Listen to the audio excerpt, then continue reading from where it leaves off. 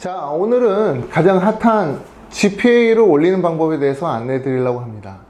학생들이 이제 GPA라고 하게 되면은 이제 학교 다니면서 받는 성적, 즉, 내신 성적표만 생각하는 것 같아요.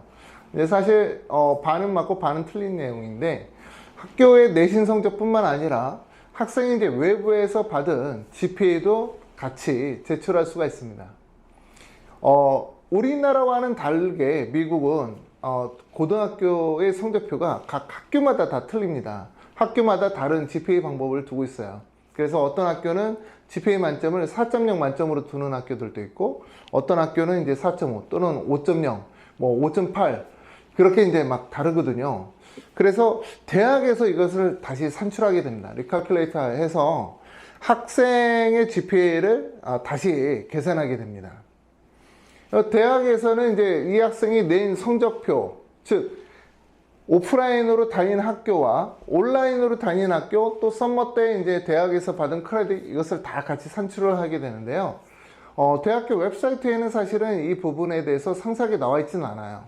그리고 이 부분에 대해서 공개적으로 우리 이렇게 산출해 라고 얘기하고 있는 곳들은 UC, 캘리포니아 대학교 뿐입니다. 그래서 캘리포니아 대학교라고 하면 뭐 UCLA나 또는 뭐 UC 버클리, 우리가 잘 알고 있죠. 그 캘리포니아 대학교 9개 학교의 이제 계산 방법은 웹사이트에 공개되어 있어요.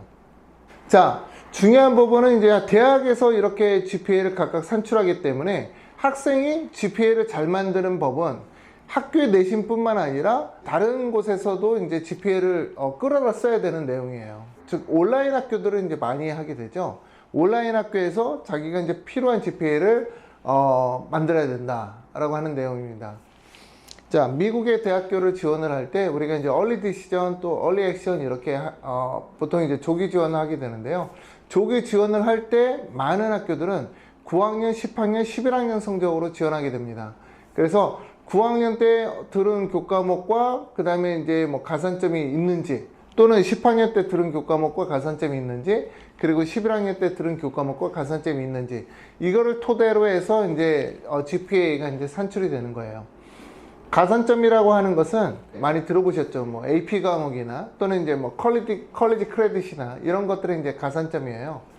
언어 과목 같은 경우 약간 레귤러 과정보다 약간 높은 단계 언어 과목인데, 이것도 이제 통상적으로 0.5점의 가산점을 받기도 합니다. 그런데 캘리포니아 대학은 이제 언어를 취급을 하지는 않고 있어요. 그래서 가산점으로 주지 않고 오로지 레귤러와 그 다음에 이제 AP라고 하는 것은 아까 말씀드렸던 컬리지 크레딧의 레벨이랑 동일합니다. 그래서 IB나 AP, 컬리지 크레딧 같은 급으로 이제 보시면 더 좋을 것 같아요. 9학년부터 이제 가산점을 받는 학생들도 있어요. 저희 학생들도 있고요. 9학년 때 이제 뭐 휴먼 지오그래피나 AP 휴먼 지오그래피나 또는 이제 AP 컴퓨터 사이언스 프린시플 이런 과목 같은 경우에는 이제 9학년에 개설되어 있는 학교들도 있고요. 9학년에 이제 쉽게 딸 수 있는 AP 과목이기도 합니다. 그래서 학생들이 이제 9학년서부터 GPA를 만들래 또는 뭐 GPA를 좀 더 관리할래 그러면은 저희가 제일 권장하는 과목이 이 두 과목입니다. 그래서 AP 휴먼 지오그래피 또는 AP 컴퓨터 사이언스를 저희를 통해서 온라인 스쿨을 통해서 학점을 취득하는 게 답입니다. 그리고 이제 10학년 학생들 같은 경우에는 좀 더 다양하죠.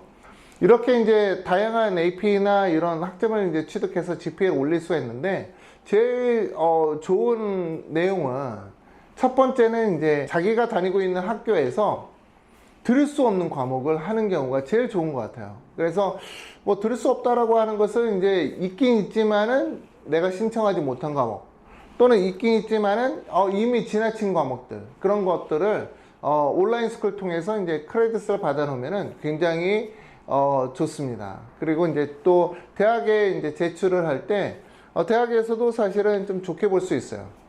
BSMD, 그러니까 의대 통합과정을 이제 간 학생이 있는데, 그 학생 같은 경우에는 썸머에 바이올로지 크레딧을 따로 받은 적이 있어요. 이런 식으로 자기가 듣지 못한 교과목, 그 학생 같은 경우에는 이제 9학년에 이제 피직스를 했기 때문에 10학년 때 캠 했거든요.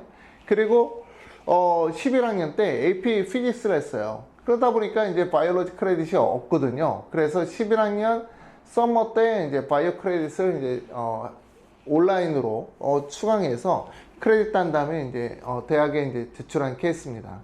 이렇게 대학에서 요구하는 크레딧이 있어요. 그 크레딧을 자기가 못 땄을 경우, 또 이제 학교에서 이제 못 주는 경우, 그런 경우에 온라인 스쿨을 통해서 크레딧으로 확보를 해야 된다라고 이제 제가 말씀드리고요. 이렇게 이제 할 경우에 이제 학생이 이제 목표로 하는 대학이 이제 보일 수가 있고요. 그런 목표로 하는 대학에서 좀 더 사립대학 같은 경우에는 이 학생이 어떤 교과목을 공부했는지도 봐요. 그래서 난이도를 이제 잘 맞추는 게 좋거든요. 특히 11학년 때, 12학년 때, 만약에 이제 뭐 의대를 지원을 하는 학생이 있다라고 할 경우에는 이제 뭐 메디컬 용어라던가 또는 이제 뭐 해부학이라던가 이런 것들은 사실 고등학교 과정에서 두고 있는 학교들이 많지가 않아요. 그래서 그런 과목들을 미리 공부한 학생과 그렇지 않은 학생은 사립대학교 입장에서 보게 되면 공부한 학생을 선호하겠죠.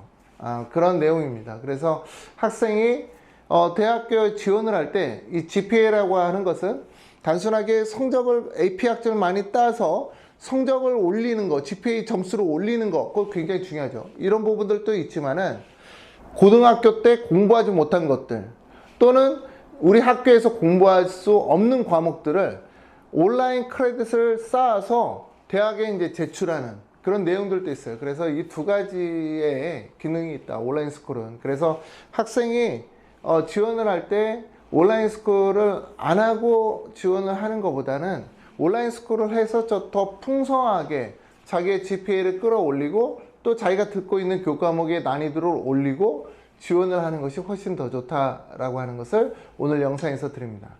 끝으로 중학교 3학년 성적표가 대학교에 들어갑니다. 그래서 9학년이 중학교 3학년 성적이거든요. 그리고 이제 10학년에 뭐 제주국제학교를 가거나 아니면은 뭐 비인가국제학교를 가거나 또는 이제 뭐 유학을 10학년을 가는 학생은 9학년 성적을 이제 대학교 지원할 때 내게 됩니다. 그때 중3 성적표를 낼 경우에는 우리나라 중3 성적표에는 사실 과학 과목이 그냥 통합과학으로 돼 있어서 사이언스라고만 표기되어 있습니다. 그리고 수학은 매스매틱이라 나가고 있고요. 그리고 월드 히스토리가 없어요.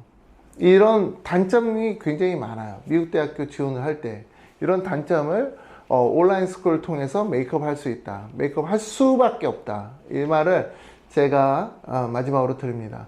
자, 여러분들이 모르고 있는 부분이 있거나 또는 제가 좀 더 전달하고 싶은 부분들이 많은데요. 그 경우에 있어서는 이쪽 전화번호로 연락 주시면은 저희가 맞춤형 유료 상담으로 친절하게 안내 드리도록 하겠습니다. 감사합니다.